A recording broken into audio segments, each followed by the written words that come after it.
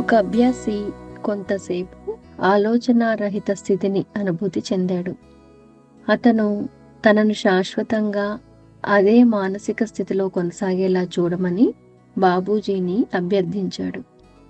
దానికి పూజ్య బాబూజీ, దయచేసి ఆలోచనలను చెడుగా భావించవద్దు. అసహ్యమైన ఆలోచనలు సైతం సంస్కారాలను ప్రక్షాళన చేసే సాధనంగా భావించు.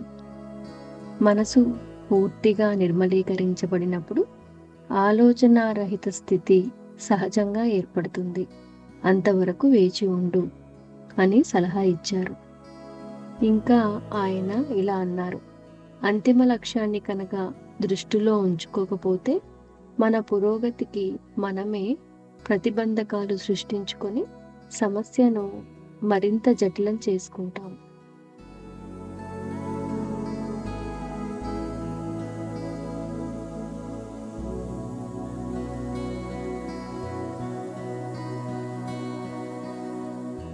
ఆలోచనల విషయంపైనే మరొక అభ్యాసి తన మనసులో ఉత్పన్నమయ్యే ఆలోచనల వల్ల ఎంతో ఆందోళన చెందుతున్నట్లు ఫిర్యాదు చేశాడు.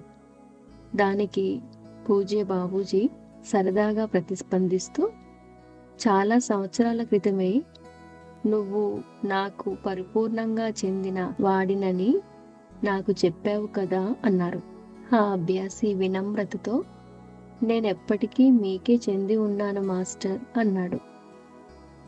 మరి అటువంటప్పుడు ఇక ఆ ఆలోచనలు నీకు చెందినవి కాదు కదా, ఇక నీవు వాటి గురించి ఆందోళన చెందనవసరం లేదు అంటూ ఆయన అభ్యాసి వంక చిరునవ్వుతో సూటిగా చూశారు. ఇది విన్న అభ్యాసి ఆశ్చర్యంతో ఆలోచనలో మునిగి సమాధానం ఇవ్వలేదు. అనంతరం బాబూజీ చాలా తరచుగా పురోగతిని ఆనందంగా భావించి పొరపాటు పడుతూ ఉంటారు. అయినప్పటికీ ఒక మంచి విషయాన్ని ఆహ్లాదకరంగా ఉన్నదని కనుగొనే సామర్థ్యం కూడా దానికదే క్రమంగా అభివృద్ధి చెందుతున్న పురోగతికి సూచన అని అన్నారు.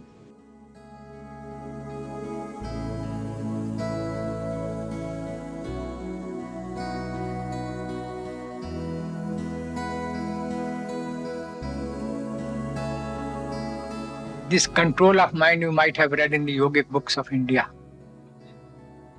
Well, it is my idea I am telling you.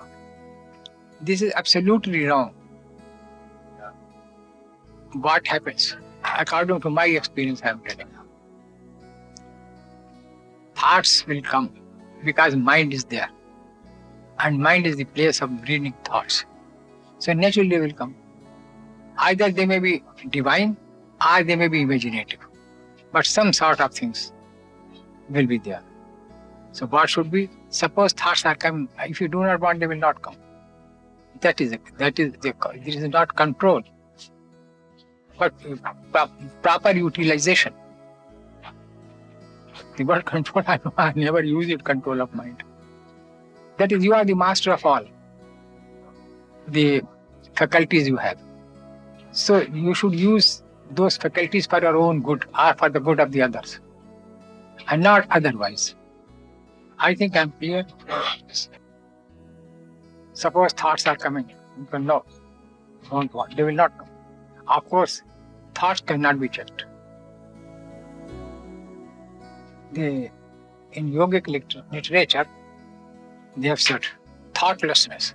I have never used this word. I said almost thoughtlessness. Because they will naturally arise. And if you do not want, they will not come. And one thing I am telling you, I have written also about creation also. When the creation came into being, it was unbalanced state after it. That is, nature is balanced.